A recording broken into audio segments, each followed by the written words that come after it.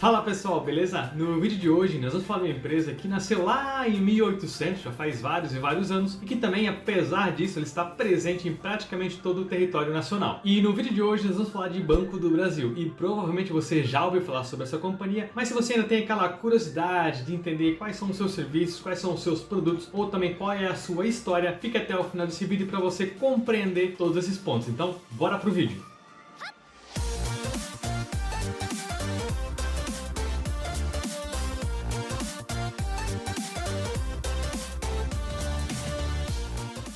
E já deixem nos comentários o que vocês acharam aqui do meu novo layout, com alguns livros, um cubo mágico, uma planta, é muito aleatório, tá certo, tá legal? Deixem nos comentários pra gente deixar esse clima ainda mais legal. E bora lá pro vídeo. O Banco do Brasil, ele é um banco, como o próprio nome já fala, né? O Banco do Brasil, ele é um banco que atua nesse setor financeiro e ela atua com diversos tipos de negócios como serviços bancários, seguros, mercado de capitais, gestão de fundos, meios de pagamentos e também serviços não financeiros, entre diversos outros produtos. A empresa é um dos maiores bancos aqui do Brasil e foi a primeira empresa listada na Bolsa de Valores assim que ela foi criada. E aqui já fica claro que a empresa não atua só com empréstimos ou algo nesse sentido, ela já atua em outros tipos de segmentos, em outros tipos de negócios, e o que dá uma diversificação bem interessante aí no seu modelo de negócio e também nos produtos que ela oferece para os seus clientes.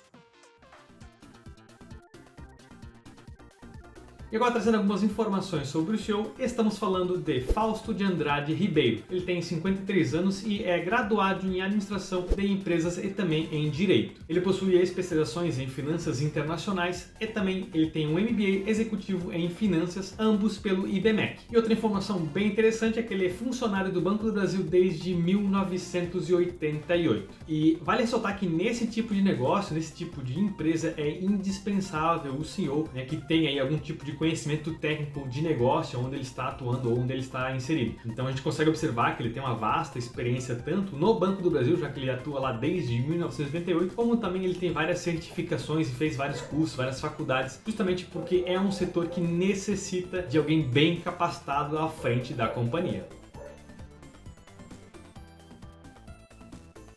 E agora bora entender um pouco sobre a história da companhia, que começou lá em 1808, mais especificadamente, onde ela foi fundada pelo príncipe regente Dom João de Bragança. Já em 1819 foi constituída a sede da Bolsa de Valores do Rio de Janeiro com financiamento integral do Banco do Brasil. Já em 1893 foi feita a concessão das primeiras linhas de crédito rural após a fusão com o Banco da República dos Estados Unidos do Brasil, o BREUB. E esse é um ponto bem interessante, né? Essas linhas rurais começarem a ser feitas, lá em 1893, porque esse é um negócio que continua vivo até hoje no Banco do Brasil. E eu vou trazer para vocês algumas informações e, pasmem, continua bem relevante dentro do Banco do Brasil. Em 1905 surgiu o Banco do Brasil como nós conhecemos hoje, e isso aconteceu quando uma crise bancária levou seu predecessor, o Banco da República, à beira da falência. Esse é um ponto também bem legal que eu sempre trago para vocês. Quando acontece algo que impacta a companhia, o que ela faz para resolver esse problema? Será que ela fecha uma loja, abre novas lojas em outras regiões? O que ela faz? Aqui no caso, ela se reestruturou e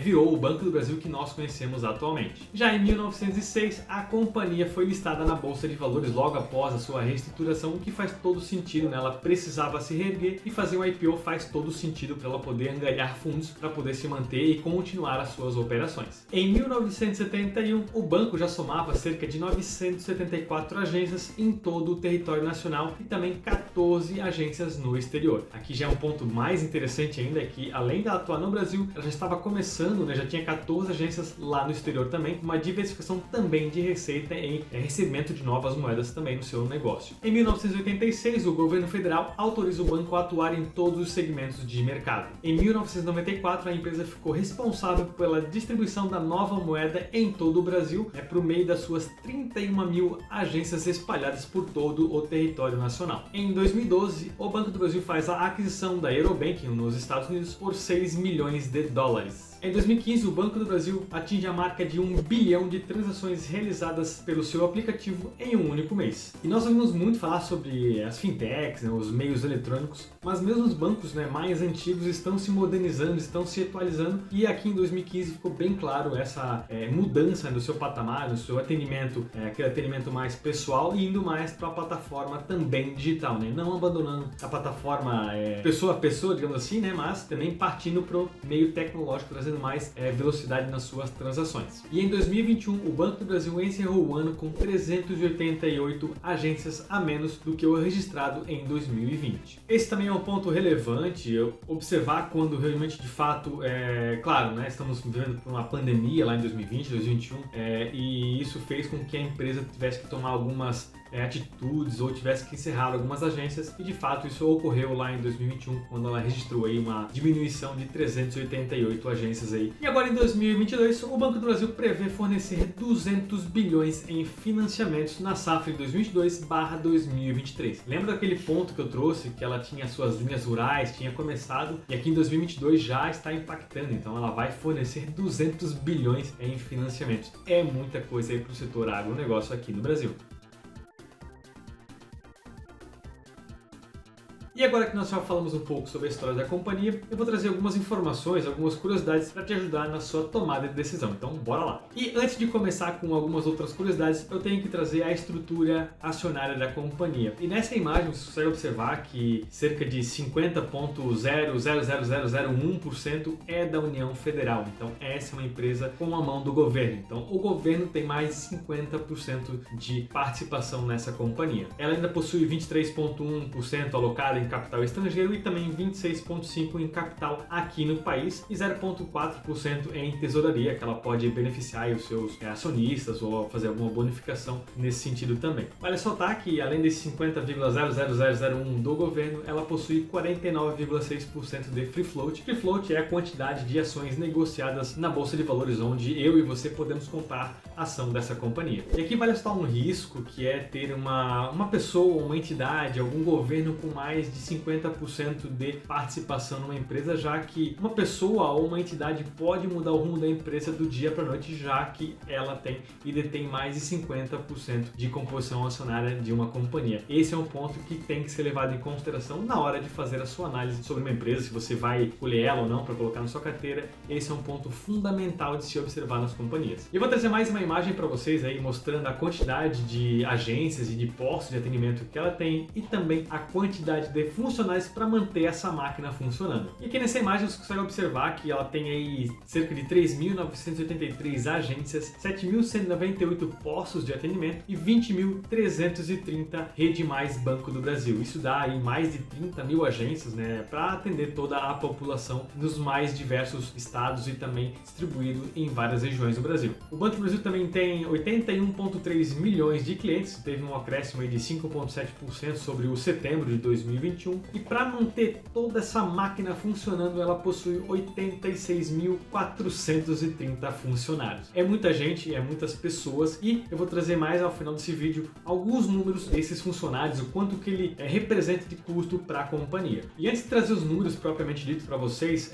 algo que me chamou a atenção quando eu fui pesquisar sobre a companhia é que ela tem um modelo bem interessante de construção de estratégia. Eu vou colocar minha imagem aqui para vocês de como é que funciona, né? Ela não só pega, vamos vender no ano que vem tanto e boa, vamos ver como é que funciona. Não, ela tem um modelo bem específico, bem detalhado, onde ela vai fazer um diagnóstico, vai trazer cenários macroeconômicos, análise do setor financeiro aqui no Brasil. Então ela faz esse diagnóstico, ela traz tendências e incertezas, né? Ela vai trazer aí, ela vai tentar identificar essas tendências também. Ela vai fazer uma formulação de cenários, e aqui algo que fazemos em comum, né, Banco do Brasil, que é fazer uma construção da análise SWOT. Então é uma análise bem interessante que até as empresas utilizam no seu próprio modelo de negócio. E depois disso ela define a sua estratégia corporativa, né? E ela vai definir propósito, visão e valores da organização. E por último vai estabelecer as suas metas aí de curto, médio e também longo prazo. Bem interessante esse passo a passo que o Banco do Brasil utiliza para fazer e definir as suas estratégias aí ao longo do tempo. E agora falar um pouco sobre números, um pouco da sua carteira de clientes, já que ele é um banco, a gente vai dar uma olhada aí nas suas carteiras e também vamos entrar em detalhes nos seus volumes. E nessa imagem, o Banco do Brasil definiu aí suas 4 carteiras principais, que são pessoas físicas, micro, pequenas e médias empresas, agronegócios e também grandes empresas. E fica bem claro de observar que as pessoas físicas, a carteira pessoa física era maior até junho de 2022, mas agora em setembro de 2022 a sua maior carteira é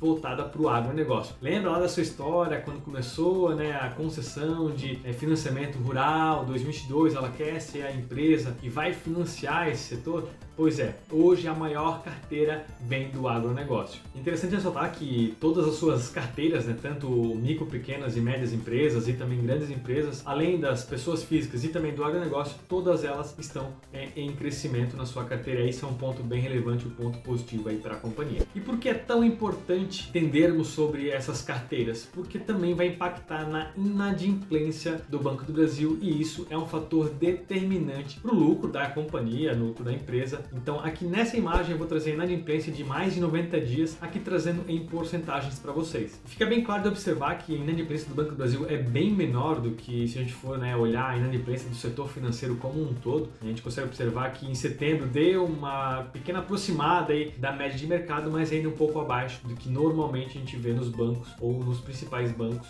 com a inadimplência de 90 dias, mais de 90 dias no caso. E a inadimplência a mais de 90 dias por segmento, nós conseguimos observar nessa imagem que a inadimplência PF ela vem aumentando nos últimos meses, então no último ano também está aumentando, ela passou de 3,21 para 5,25, um aumento bem expressivo, porém a inadimplência PJ e também o agro vem diminuindo pouco a pouco. Teve um pequeno aumento entre junho de 2022 até setembro de 2022, ali na pessoa jurídica, mas o agronegócio ela vem se estabilizando e vem mantendo aí níveis bem menores do que a gente vê na pessoa física e também na pessoa jurídica, e faz todo sentido a empresa partir mais para o financiamento rural, já que ela tem uma forte participação nesse mercado e também a inadimplência é bem menor do que as suas outras carteiras. E agora vou trazer alguns números do terceiro trimestre de 2022 da companhia e começando pelas receitas e também fazendo um paralelo aí com as suas despesas. E aqui nessa imagem fica bem claro que a sua receita vem crescendo ao longo dos meses e também em comparação ano a ano. A gente consegue observar que no terceiro trimestre de 2021 ela tinha uma receita de 7,4 bilhões e hoje, no terceiro trimestre de 2022, está em 8,5 bilhões, um aumento aí de quase 15%, é bem expressivo mesmo. E agora falando sobre as suas despesas, nesse gráfico nós conseguimos observar que ela tem aí a maior parte da despesa é feita com o pessoal. Lembrando que ela tem uma máquina gigantesca para lidar. Ela está presente no Brasil inteiro com vários funcionários, mais de 86 mil funcionários, e isso tem um custo para o Banco do Brasil. E aqui ela representa mais de 50% de toda a despesa que a companhia tem. Então fica imprescindível que para a empresa ter mais lucro, ela precisa saber administrar as suas despesas, e isso é algo bem comum, geralmente para quem trabalha com o financeiro, é a diminuição de despesas, porque isso impacta diretamente no lucro da companhia. E nessa próxima imagem eu vou trazer algumas informações sobre os principais indicadores financeiros, e aqui vocês conseguem observar que ela teve um aumento nos dividendos, que é a forma que ela tem de remunerar os seus acionistas, também no seu lucro por ação e também pelo seu preço pelo valor patrimonial. Todos esses indicadores teve um aumento aí em comparação de 2021 com 2022. E essa próxima imagem é mais uma curiosidade para vocês, só para vocês entenderem a variação da companhia de setembro de 2021 até setembro de 2022. E fica bem claro observando aqui que praticamente essa é uma empresa que cresce com algumas baixas. Então lá em setembro de 2021 ela estava com um valor, depois aumentou um pouco lá em outubro, em novembro ela aumentou bastante e em dezembro ela acabou caindo, porém em janeiro já acabou aumentando a sua cotação. E aqui fica bem claro quando eu trago para vocês, o que aconteceu aqui em dezembro que teve esse decréscimo no seu valor patrimonial, na sua cotação. E aqui fica bem claro de a gente entender o porquê que isso aconteceu. Pelo gráfico a gente conseguimos entender que foi algo bem pontual, que já em janeiro e fevereiro a sua cotação já aumentou ao seu patamar normal e até passou aquela barreira que ela tinha lá em novembro. Então é bem interessante de se observar quando acontece uma baixa, se foi algo pontual, se foi algo mais grave, mais sério. É necessário entender esses movimentos das companhias. E chegamos agora à nossa análise SWOT, lembrando que essa é uma análise subjetiva, não tem certo ou errado, e nós vamos abordar as forças, as fraquezas, as oportunidades e também as ameaças do Banco do Brasil. E começando pela força, ela tem uma base de clientes gigantesca. como eu já mencionei, ela está presente em praticamente todo o território e também ela tem uma base de clientes bem sólida e espalhada por todo o território nacional. Ela, a empresa também tem bastante previsibilidade, já que sempre que ela vai trazer algum relatório para você, ela já traz uma previsibilidade para os próximos meses, para os próximos anos e qual vai ser os próximos passos que ela espera que aconteça nos próximos meses. E além disso, claro, ela trabalha com empréstimo, então ela já tem uma noção de quanto que ela vai receber, quanto que ela vai lucrar, quanto que ela vai ter despesa. Isso fica bem claro. E outro ponto que corrobora é que ela é uma companhia também já bastante antiga, então já tem um histórico e muita informação por trás para trazer essa previsibilidade para os investidores. E já engatando com a força anterior, ela também possui informações detalhadas sobre os seus clientes. Isso traz uma segurança muito grande na hora que ela for emprestar algum dinheiro, ou fazer algum tipo de negócio, alguma movimentação, ou trazer até algum outro tipo de serviço. Ela já tem informações privilegiadas dos seus clientes, então isso fica muito mais fácil de ser muito mais assertivo quando ela vai lançar um novo produto. Uma outra força é que ela tem uma marca extremamente forte. Acho que é difícil ninguém conhecer o Banco do Brasil ou já ter ouvido falar sobre esse banco, e de fato é uma marca extremamente forte, não só aqui no Brasil, mas também no exterior. E falando de fraquezas, a primeira que eu trago para vocês é o controle estatal. Esse é um ponto que eu trouxe lá no início do vídeo, e uma pessoa ou uma entidade ou alguém ter o controle total de uma empresa ou a grande parte das ações de uma empresa é extremamente arriscado, já que a pessoa ou a instituição pode mudar a companhia conforme ela queira, já que ela possui aí mais de 50% da companhia no seu poder. E isso é uma fraqueza muito grande, representa um risco muito grande para os investidores também. Ela precisa e tem a necessidade de mão de obra especializada. Para oferecer crédito para os seus clientes, precisa de funcionários especializados e, de novo, isso é a maior parte das despesas da companhia vem com mão de obra, vem com funcionários. E uma outra fraqueza é o custo dos serviços. Ter um banco não é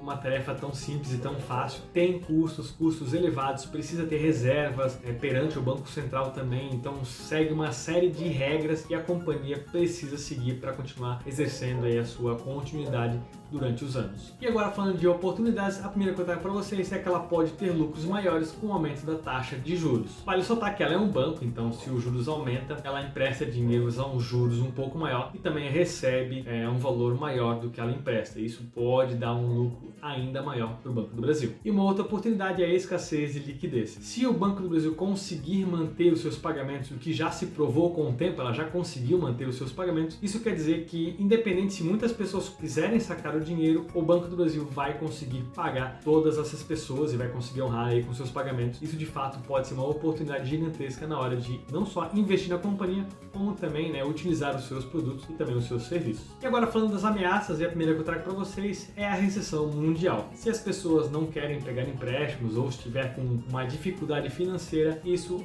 vai trazer problemas para a companhia, já que ela não consegue emprestar, e essa é a forma mais efetiva que o Banco do Brasil tem de obter resultados atualmente. Uma outra ameaça também são seus concorrentes. Além de ter outros bancos gigantescos aqui no Brasil, também tem as fintechs que podem ter algum tipo de ameaça perante ao Banco do Brasil. Uma outra ameaça é a depreciação da moeda brasileira. Isso é uma ameaça gigantesca não só para o Banco do Brasil, mas para o país como um todo. E também uma outra ameaça são incertezas globais. A gente viu que a pandemia impactou negativamente todas as empresas, e isso também vai impactar o Banco do Brasil, apesar de ser um banco. E essa foi a nossa análise subjetiva. Se você observou algum ponto que não está aqui na minha análise, deixe nos comentários para nós deixarmos esse vídeo ainda mais completo. E agora, fazendo um apanhado geral de tudo que nós vimos até agora nesse vídeo, podemos observar que ela foi a primeira empresa na Bolsa de Valores. Esse é um marco histórico e já dá uma relevância muito grande para a companhia e para os investidores. Ela também é um dos principais bancos aqui do Brasil. Ela tem uma presença em praticamente todo o território nacional, o que é uma arma bem forte aí perante os seus concorrentes. O Banco do Brasil nasceu e foi fundada lá em 1808, já provou ao longo do tempo, e é uma empresa extremamente consolidada, além de atuar num setor que é extremamente perene. E um ponto que é bem importante de frisar novamente é que o governo possui mais de 50% do controle acionário do Banco do Brasil. E se você gostou desse tipo de análise e quer se aprofundar ainda mais, eu vou deixar na descrição desse vídeo um link que vai te levar para a nossa página, onde nós temos o nosso grupo VIP. E nesse nosso grupo, toda semana nós olhamos uma empresa diferente e fazemos uma análise ainda mais aprofundada sobre cada um desses ativos. Então corre lá no nosso site, dê uma olhada, se inscreva e também, se você tiver alguma dúvida sobre como funciona, nos mande uma mensagem que nós vamos te responder, tirando todas as suas dúvidas. E se você gostou dessa empresa e quer se tornar sócio dela, na data da gravação deste vídeo, a cotação dela na Bolsa de Valores está em R$ 34,87. E por hoje é isso. Se você gostou, deixe seu like também, compartilhe para mais pessoas e nos vemos na próxima semana. Até lá! Ah, e bom 2023!